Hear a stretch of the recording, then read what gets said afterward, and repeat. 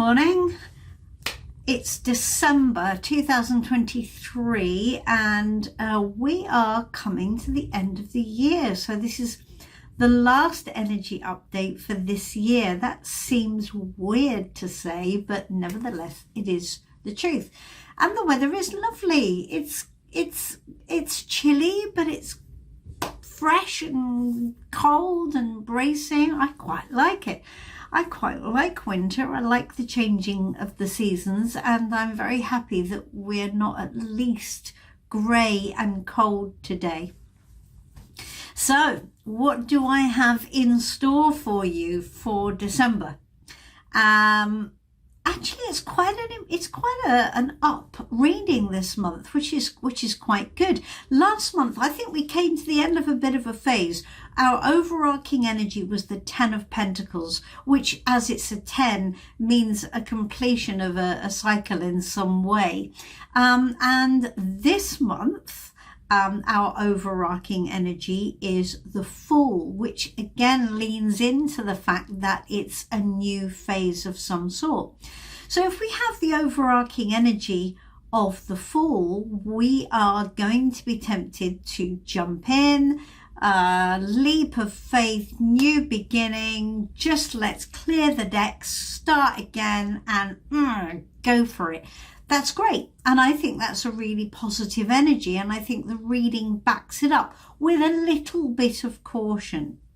So what we must always be mindful of with the Fool energy is that there is a tendency to perhaps be overly bold. Now, we always have to be careful that we read the Fool with the rest of the cards in the reading, because if we just jump in blindly, then the look before you leap message becomes in play. However, I'm not sure that's necessarily the case. I think this is a really good, strong energy this month, and there is a call to just do it. Just jump in and take that new beginning. Whatever it is that you need to start anew this month, or kind of just clear the decks and get things kind of going from a new perspective. So the Fool, he doesn't carry the weight of what's gone before with him. It's a very light energy. It's all about potential. So the Fool is all about new potentials. So it's not carrying baggage or heaviness from previous energies. Now, don't forget, we're looking at 1 month here. So it's telling you to just let that go for this month. Let any stuff that you might not have worked or just has got you down, let it go for this month and just clear the decks and start again. I think that's what we're looking at this month. So with that as our overarching energy, what are we being asked to embrace? Oh, my favorite card. If you have been listening to me read tarot for any amount of time, you'll know how much I love the Queen of Wands. She is my avatar.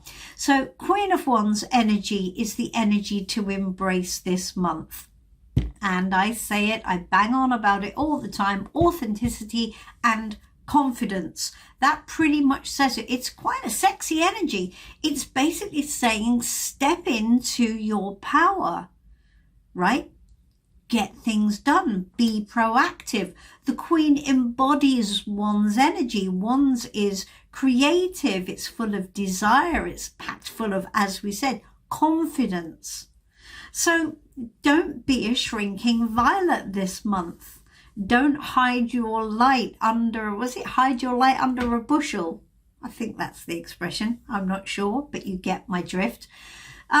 So step out and be loud and proud. Whatever it is, you've got to be upfront with it, right? So this is not a cautious energy. We're being asked to be quite bold and quite fearless, which I think backs up the fall energy very nicely. Important to keep it right for you, though. We're not looking for you to sort of, try and be something you're not. Your own authenticity in whatever way that's right for you is absolutely front and center here.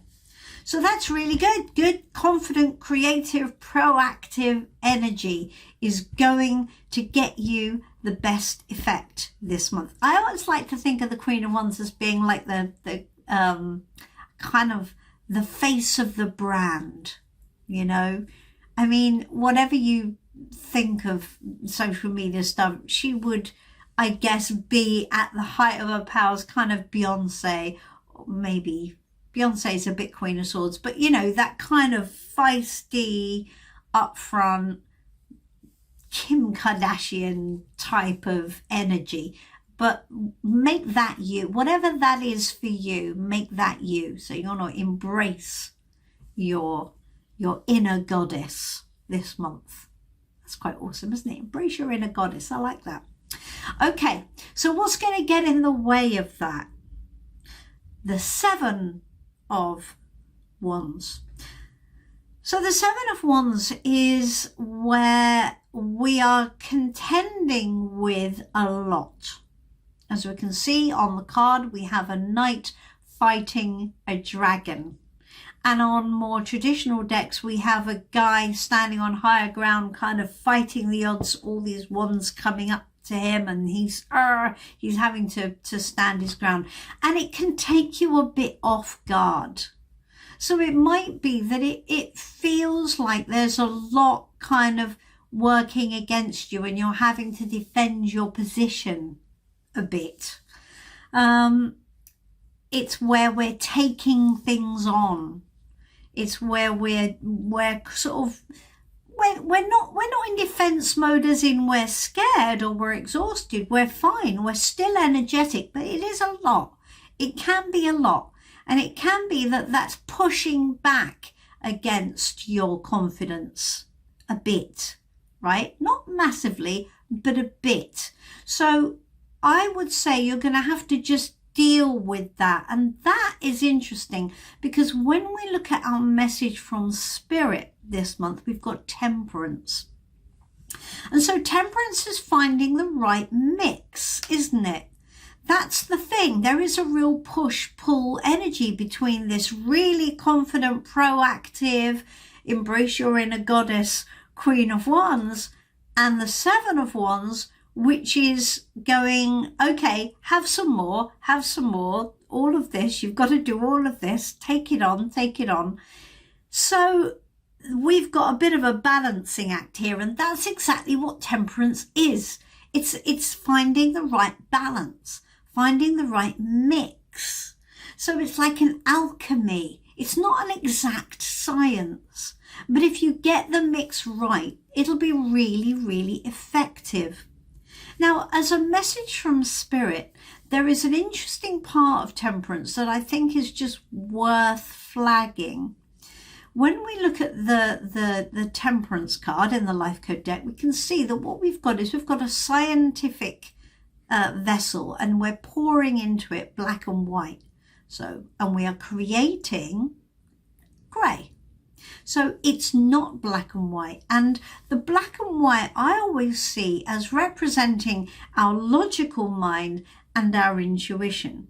So it's asking us to balance the two sides of ourselves, balance the elements in our life that are at play. So our very logical head, where we have to deal with the grittiness of life, and we have to use our our sensible head, and our intuitive head, where we're going to be more energetically involved, and perhaps where we're going to be using our intuition, and where we're going to be leaning in more energetically. And Temperance is telling us to balance those elements properly, because we're going to need that balance. We're going to need that power if we're going to utilize that nice, strong, bold, Fool energy combined with the Queen of Wands, and kind of marry that against that Seven of Wands, which is a bit more pushing back, which is challenging us a little bit more, which might just catch us off guard a little bit. There is a wrong-footedness that comes with the Seven of Wands, which, as you can see, the Knight's on the back foot, isn't he? He's not exactly in charge of the situation, but he's doing all right, actually. He can fight the odds. It's okay. So quite an encouraging reading for December, and however that informs your month, I hope it's useful. Now, you know, we have Christmas coming up this month, don't we? And that is a lot. There may well be conflicting energies that you have to deal with, and finding the balance may well be referring to the Christmas festive season, where sometimes it feels like it's just overwhelming and we've just got so much to contend with that it can be tricky to enjoy it. Nevertheless, I hope you do. So remember that Queen of Wands energy this month. I think that needs to be front and center. Queen of Wands, confident, authentic, and fabulous. Okay? Don't be afraid to be fabulous in December. So I hope that's useful. Again, if you enjoy the channel, do like and subscribe and spread the word. And I will be here for a reading if you need one. But in the meantime, I will see you soon, and I will catch up with you for the next one. Bye-bye for now.